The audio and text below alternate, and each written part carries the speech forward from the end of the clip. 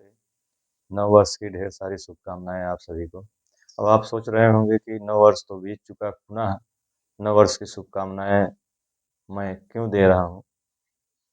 यहाँ पर मैं स्पष्ट कर देना चाहता हूँ कि नव वर्ष जो बीता वह विदेशियों का नव वर्ष था, अर्थात ईसाइयों का नव वर्ष था, और यह जो नव वर्ष है, हम भारतीयों का नव वर्ष है, अर्थात प्रकृति के अनुकूल मनाया जाने वाला नव वर्ष है।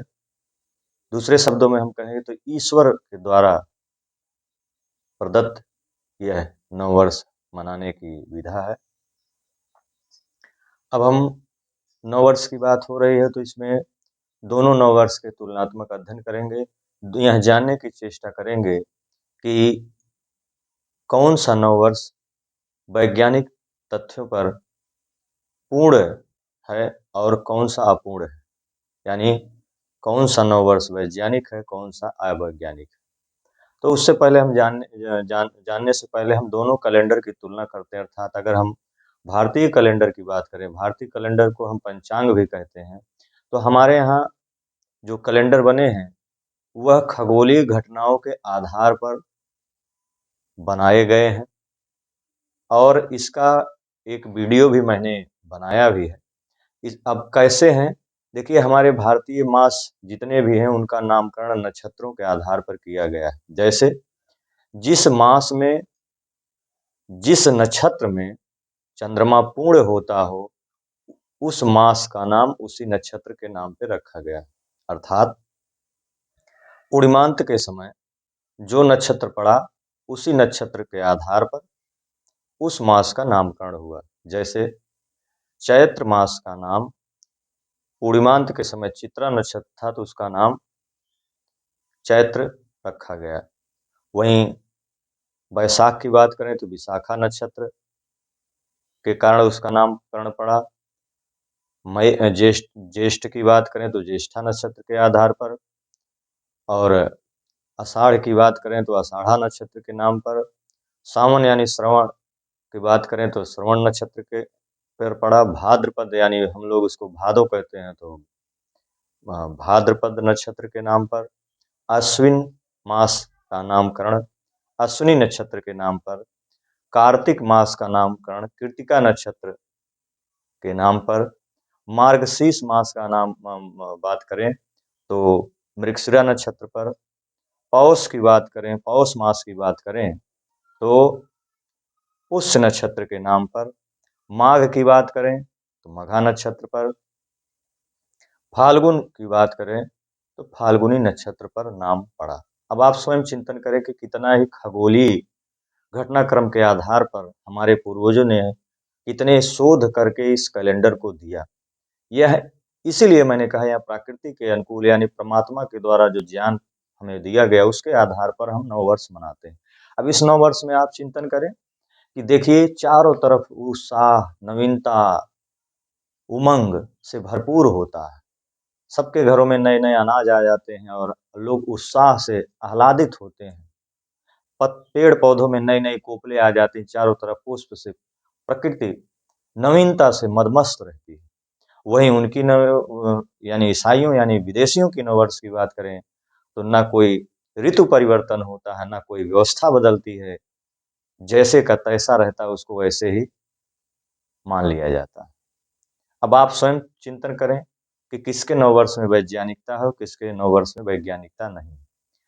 कैलेंडर को इसीलिए मैं चर्चा कर रहा हूँ क्योंकि बिना कैलेंडर को जाने आप नहीं जान सकते कौन सा कैलेंडर वैज्ञानिक तथ्यों के आधार पर बनाया गया है, कौन सा वैज्ञानिक तथ्यों के आधार पर नहीं बनाया गया।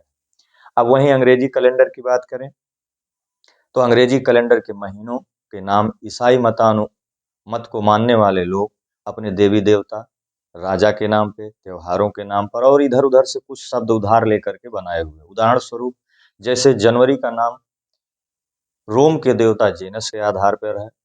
फरवरी माह का नाम फेब्रा पर्व, वहाँ जो शुद्धि का पर्व माना जाता है, उसके आधार पर लिया गया। कुछ लोगों का मानना है कि संतान उत्पत्ति की देवी फेब्रुरिया शब्द से लिया गया। अब वहीं बात करें मार्च मास महीने का नाम तो मार्च महीने का जो नामकरण हुआ है युद्ध का देवता मार्स के आधार पर हुआ है। अप्रैल महीने का नाम एक्सप्रायर, एक्सप्रायर का मतलब होता है कलियों का खिलना। उनके यहाँ जो है अप्रैल मास को नववर्ष के रूप में मनाते थे। जब नए नए पौधों में नई नई पुष्प और कलियां आ जाती थी तो उसको एस्परायर कहते थे। तो इसके आधार पर इसका नामकरण हुआ है। मई महीने का जो नामकरण है ईसाइयों के देवता मरकरी जिनकी माता माइया थी उनके आधार पर उनका नामकरण हुआ है। और जून मास का नाम जीसस की पत्नी जूनो के आधार पर किया गया है। जुलाई मास का नाम रोमन के देवता जूलियस सीजर के नाम पर किया गया है जो कि रोम का सम्राट था। जिसे ये जो आधुनिक कैलेंडर हम सबके घरों में देखा जाता है जिसे हम अंग्रेजी कैलेंडर भी कहते हैं उसकी आधारशिला जूलियस सीजर ने ही रखी थी। बाद में 1528 में पोप ग्रेगरी नाम के व्यक्ति ने उसमें संशोधन करके जो है हम लोगों के बीच में रखा, जो कि आज हम सभी के घरों में पाया जाता है ग्रेगरियन कैलेंडर के नाम से। अगस्त माह की बात करें तो यह नामकरण जूलियस सीजर के भतीजे अगस्टस सीजर के नाम पर इसका नामकरण हुआ है। यह मुख्य महीने थे जिनका नामकरण, बाकी शब्द इधर उधर से लिए गए। उदाहरण स्वरूप जैसे सितंबर, अक्टूबर, नवंबर, दिसंबर। सेप्ट लैटिन भाषा के सेप्ट शब्द का अर्थ होता है 7। लैटिन भाषा के ऑक्टो शब्द का होता है 8। नवम का शब्द होता है 9 और डेसम शब्द का अर्थ होता है 10। अब आप सोचिए सेप्ट का मतलब 7 है, शब्द का अर्थ कुछ और कह रहा है और ये महीने कहाँ ला रहे हैं। सितंबर कौन सा महीना अगर हम पूछेंगे तो कहेंगे 9वां, जबकि शब्द कह रहा है ये 7वां महीना है। और अक्टूबर की बात करें तो ऑक्टो का मतलब ऑक्ट का मतलब होता है 8 जो कि 8वां महीना है और जबकि बता क्या रहा है 10वां महीना। नवम की बात करें नवम नवम का मतलब होता है 9 जो कि बता क्या रहा है 11वां महीना। डेसम की बात करें तो डेसम यानी जिससे दिसंबर बना हुआ है वह क्या बता रहा है 10वां 10 होता है और हमें क्या बताया जा रहा है 12वां महीना। क्या मूर्खतापूर्ण बातें हैं। शब्द कुछ और कह रहे हैं और ये कुछ और बताना चाह रहे हैं। तो आप स्वयं चिंतन करें। और ये सारे शब्द कहाँ से लिए गए। सेप्ट जो सप्तम शब्द, जब हमारा जो ग्रह नक्षत्र जब सप्त अंबर में होता है यानी 7वें अंबर में होता है तो वहां से यह शब्द सेप्टम लिया गया। अष्टांबर में होता है तो 8 शब्द लिया गया है। नवंबर में होता है तो नवम शब्द लिया गया है। दसंबर में जब होता है सभी ग्रह नक्षत्र ये हम दिसंबर ये शब्द लिया गया है। ये हम ही से कॉपी किए हुए और दुर्भाग्य से हमारी इतनी वैदिक प्राचीन नवीन और इतनी उन्नतशील संस्कृति होते हुए भी हम किसके कॉपी कर रहे हैं, हम किसके अनुगामी हो रहे हैं।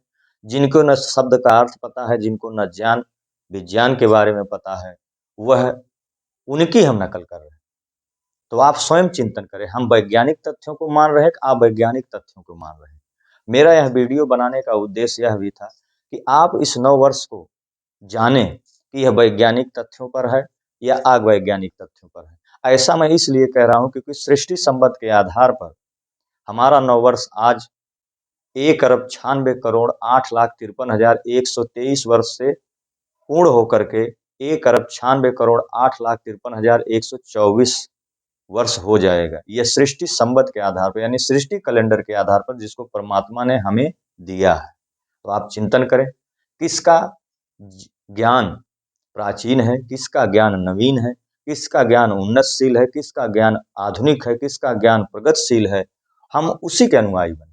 लेकिन दुर्भाग्य से हम अपने संस्कृति को विकृति मान बैठे हैं और उनकी विकृति को संस्कृति मान बैठे हैं, इसलिए हमारी यह दुर्गति हो रही है।